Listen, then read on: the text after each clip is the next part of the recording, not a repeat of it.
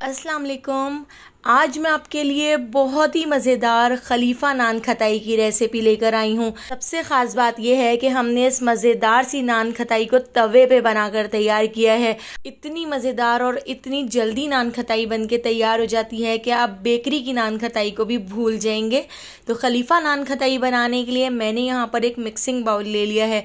उसके अंदर मैं ऐड कर देती हूँ 1 कप घी। तो आप देसी घी में भी बना सकते हैं। मैंने यहाँ पर बनास्पति घी लिया है और मैंने 1 कप से थोड़ा सा कम लिया है। बाद में मैंने 2 टेबल स्पून और ऐड कर दिए थे। तो आपने 1 कप घी लेना है और इसी कप को नापते हुए हम इसके अंदर ऐड कर देते हैं 1 कप पिसी हुई चीनी। तो आप अपने घर का कोई भी कप सेट कर लें और उसी के हिसाब से आप सारी चीज़ें मेजरमेंट करके इसके अंदर ऐड करते जाएं। आपकी नान खताई बहुत ही ज़्यादा मज़ेदार बनेगी। तो देखिए, हमने चीनी और घी को बहुत अच्छी तरह से मिक्स करना है। अगर आपके पास बीटर या हैंड विस्क ना हो तो आप चमचे या फॉक की मदद से भी इसको बहुत अच्छी तरह से मिक्स कर सकते हैं। तो मैंने यहाँ पर 4 से 5 मिनट इसको इतना मिक्स कर लिया है कि चीनी इसके अंदर मिक्स हो गई है, डिज़ोल्व हो गई है। अब मैं इसके ऊपर एक स्टेनर रख लेती हूँ और इसके साथ ही इसी कप को नापते हुए 1 कप हम इसके अंदर मैदा ऐड कर देते हैं और मैदे को हम छान कर ऐड करेंगे। तो मैदे को मैंने स्टेनर के अंदर डाल दिया है और इस तरह से देखिए, मैदे को छान कर हमने इसमें ऐड किया है क्योंकि मैदे में कचरा और गुठलियाँ होती हैं। इसके साथ ही 1 कप ही हमने यहाँ पर बेसन ले लिया है। तो बेसन भी हमने यहाँ पर 1 कप ही लिया है और बेसन को भी हम इसके अंदर छान कर ही ऐड करेंगे क्योंकि आप देख सकते हैं बेसन में भी काफ़ी सारी गुठलियाँ हैं। तो चमचे से इसकी गुठलियों को हम इस तरह से तोड़कर इसको छान कर बाउल में ऐड कर देते हैं। एक बार आप अपने घर में तवे के ऊपर ये नान खटाई बनाकर ज़रूर देखिएगा। इतनी पसंद आएगी कि घर वाले बाज़ार की नान खटाई को भूल जाएंगे। इसके साथ ही 2 टेबल स्पून हम इसमें ऐड कर देते हैं सूजी। इससे बहुत ही करारापन आएगा, थोड़ा सा क्रिस्पीपन आएगा। तो सूजी को भी हमने इस तरह से छान कर ऐड कर दिया है। सूजी में भी थोड़ा सा कचरा और इस तरह से थोड़ी थोड़ी मोटी मोटी सी सूजी होती है, तो इसको हम हटा देते हैं। साथ ही 1/2 टीस्पून में इसमें इलायची पाउडर ऐड कर रही हूँ। 1/2 टीस्पून में इसमें बेकिंग पाउडर ऐड कर रही हूँ और 1/4 टीस्पून हम इसमें ऐड कर देते हैं बेकिंग सोडा। और साथ ही हम इसके अंदर ऐड कर देते हैं कुछ ड्राई फ्रूट्स। तो मैंने यहाँ पर बारीक कटे हुए पिस्ते और बादाम ऐड कर दिए हैं। आपके पास काजू और अखरोट हो तो वो भी आप ऐड कर सकते हैं। बहुत ही ज़्यादा मज़ेदार आपकी नान खटाई बनकर तैयार होगी।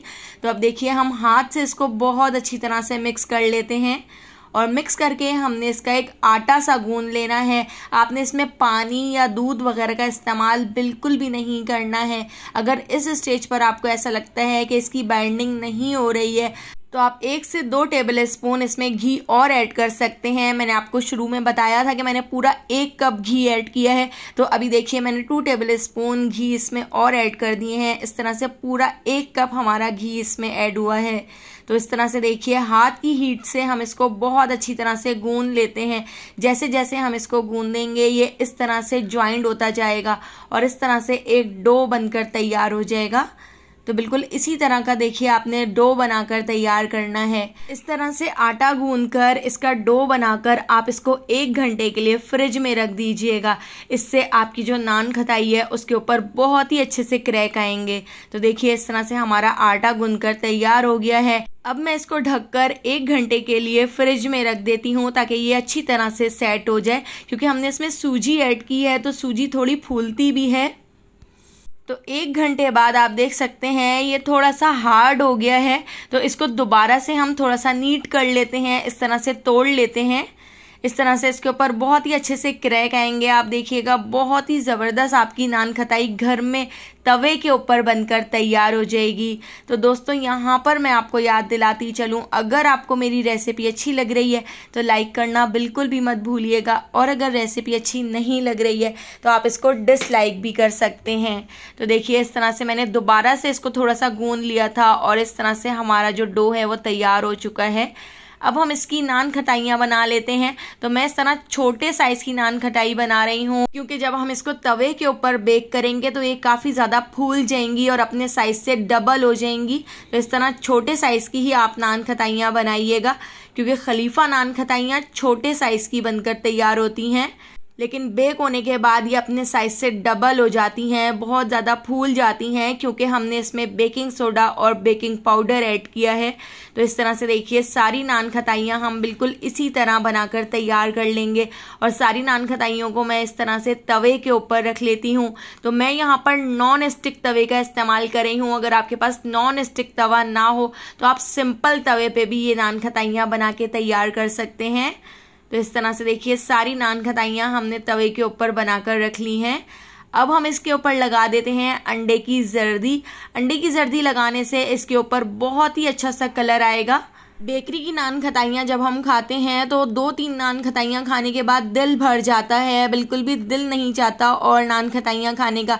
लेकिन जब आप इस नान खताई को खाएंगे तो आप 6-7 भी खा लेंगे तो इतनी ज़्यादा मज़ेदार लगेगी कि पेट भर जाएगा लेकिन दिल नहीं भरेगा, क्योंकि ये बहुत ही लाइट बनकर तैयार होती हैं।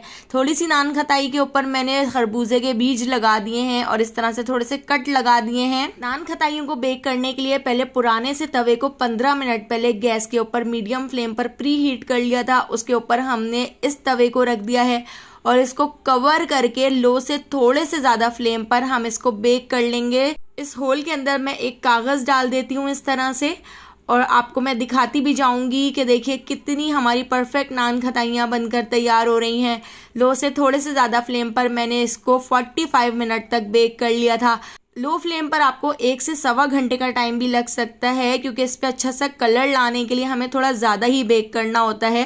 तो देखिए पहले कितनी ज़्यादा फूल गई थी और उसके बाद यहाँ पे हमारी नान खताइयाँ परफेक्ट बनकर तैयार हो गई हैं। देखिए कितनी ज़्यादा मज़ेदार हमारी नान खताइयाँ बनकर तैयार हुई हैं।